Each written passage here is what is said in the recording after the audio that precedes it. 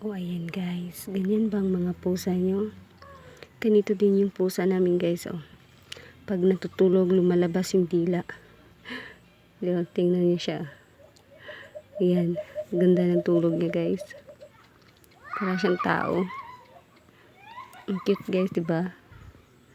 Yan. Oh, yan guys.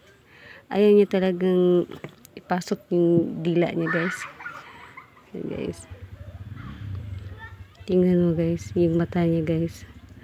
Oh, ayan, diba guys? Anak niya guys.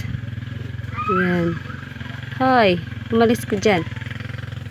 Huwag ka muna dyan, baby. Huwag ka muna dyan. Oh, tingnan niyo guys.